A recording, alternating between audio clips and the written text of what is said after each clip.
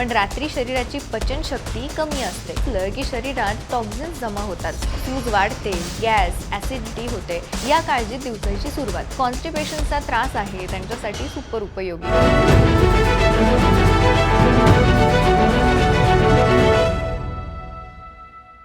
नमस्कार, मी अंजली आणि आपण पाहत आहात weight loss with Asha Kiran.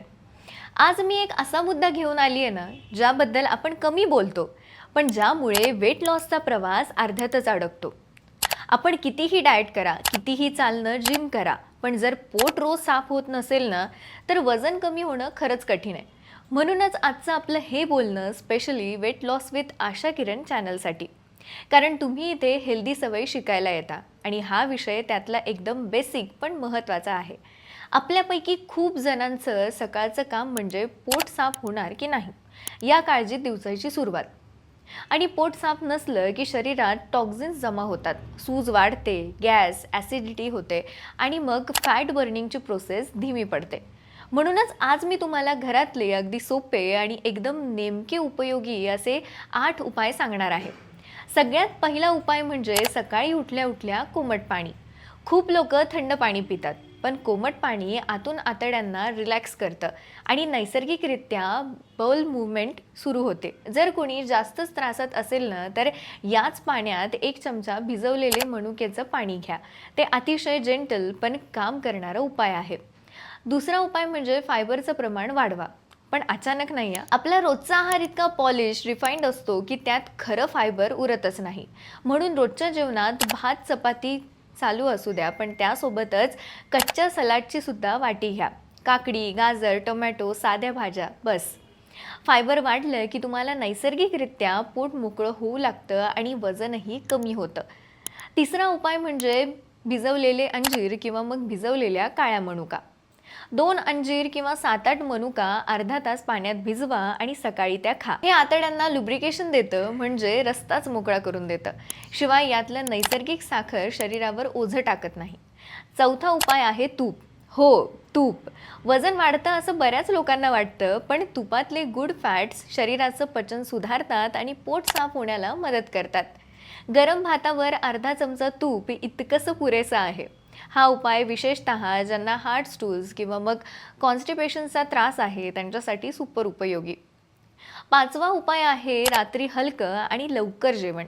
आपल्याकडे सगळ्यात मोठं जेवण रात्री घेतलं जातं, पण रात्री शरीराची पचनशक्ती कमी असते. त्यामुळे अन्न जास्त वेळ पोटात राहतं आणि दुसऱ्या दिवशी पोट साफ न होण्याचा त्रास आपल्याला होऊ शकतो. शक्य असेल तर 8च्या आत जेवून घ्या आणि जड पदार्थ टाळा. 6वा उपाय आहे ताक किंवा मग घरी बनवलेला छास. दुपारी जेवणासोबत 1 ग्लास ताक पिलात की आतड्यातली चांगल्या बॅक्टेरिया वाढतात आणि पचन मजबूत होतं. ज्यांनी लॅक्टोज टाळलं आहे त्यांनी पाण्यात भिजवलेलं दही घेतलं तरी चालतं. 7वा उपाय म्हणजे सोपी चाल पण नियमित चाल. जेवणानंतर 10 मिनिटं चालणं, रात्री डिनरनंतर हलका वॉक आणि दिवसभरात एकदा नीट पायपीट. हे सगळं पोट साफ होण्यासाठी आश्चर्यकारकरित्या काम करतं, कारण आतड्यांच्या हालचाली चालण्यामुळे सक्रिय होतात. 8वा उपाय आहे झोप. हो, झोप. आपला आतड्यांचा क्लॉक स्लीप सायकलशी जोडलेला असतो. झोप उशिरा, उठणं उशिरा किंवा मग झोप कमी म्हणजे पोट साफ न होणं जवळपास ठरलेलंच. म्हणून 7-8 तासांची शांत झोप ही सगळ्यात मूलभूत गोष्ट आहे. तर अशा या 8 साध्या गोष्टी, पण प्रत्येक गोष्ट तितकीच महत्त्वाची. पोट रोज व्यवस्थित साफ होणं म्हणजे आतडे हॅपी, पचन हॅपी आणि मग शरीरही हलकं आणि वजन कमी होणं सोपं.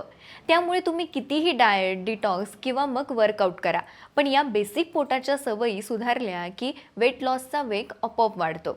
आणि एक गोष्ट अजून, पोट साफ होणं म्हणजे फक्त बाथरूमला जाऊन येणं एवढंच नाही आहे, तर शरीरातील जुना अडकलेला कचरा बाहेर पडणं असं आहे. आपल्याला कधी कधी वाटतं मी तर रोज जाते ना, मग माझं एव्हरीथिंग नॉर्मल आहे, पण प्रत्यक्षात वेळ लागणं, पोटात गरगर, जडपणा, गॅस, आंबटपणा, पोट फुगणं ही सगळे सायन्स आहेत की आतड्यातली हालचाल नीट नाही.